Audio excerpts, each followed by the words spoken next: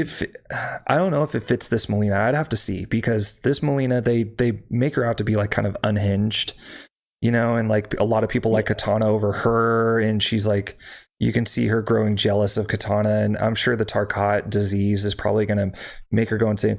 I'm suspecting what's going to happen is, this is just my suspicion, is that she gets the Tarkat disease. The disease starts to grow on her, and eventually she's going to go to Shang Tsung, because of his experiments, and he's going to say like, I can cure her, and it like just stops the disease.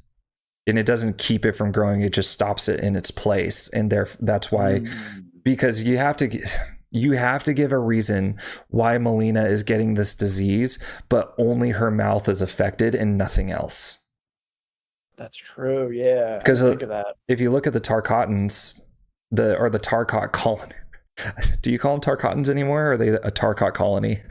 I still just call them Tarkatans. Because Baraka actually looks diseased, but if you look at all the other Tarkatan NPCs that they had in the trailer, they're all diseased. They look very diseased. Yeah, they have like blades coming out of like really random places. Exactly. Stuff, right? But there were some women too. You can see it, that there was actually a bunch of women Tarkatans there, and their hair was gone and everything. So it's like, I think that Shang Tsung is probably going to have to put a stop to the disease, and he like stops it from, in its place and everything, because you can't take away Mileena's design.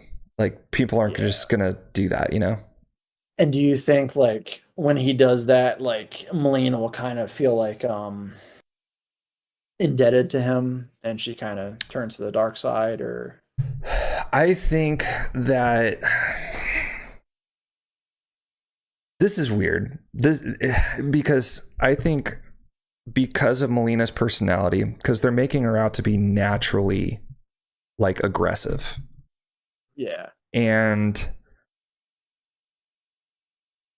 I really didn't want Tanya to be a traitor this time around.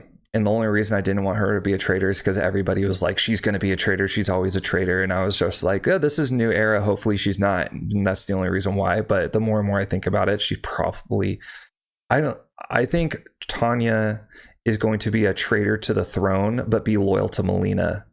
And what I think is going to happen is Reiko and Shao Kahn, General Shao and Shang Tsung, who are allied with one another. That's all we know, though, is that they are allied with one another. That I think Mileena is going to want to stop the disease from spreading, and Tanya is going to convince her to go to Shang Tsung. And then she's going to form an alliance with Reiko and General Shao. And that's going to cause Katana to be like against what she naturally wants, to have to ally herself with Countess Jade to form a mutiny against Mileena and General Shao and Reiko. You can tell I've thought about this a lot. No. So that's what I think is going to happen, is Tanya is going to, like I said, I think that there's going to be some sort of alliance between Mileena and Reiko and General Shao, and all to be manipulated by Shang Tsung.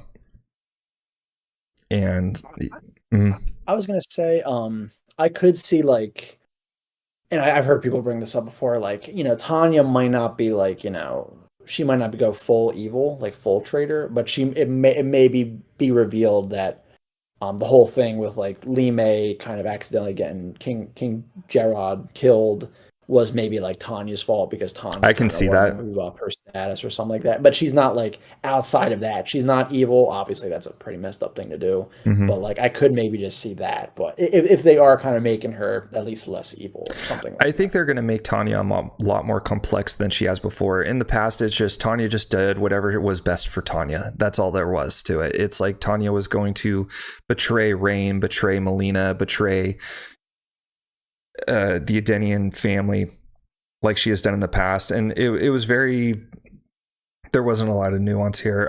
I think this time around it's going to be more so like Tanya is going to not betray, but she's going to convince Mileena to form her alliances with General Shao and Reiko at the and the reason why she's going to do this is because she thinks that's what's best for Mileena because she loves Mileena. I think it's going to be a lot more nuanced than it has been in the past. So we'll see. We'll see.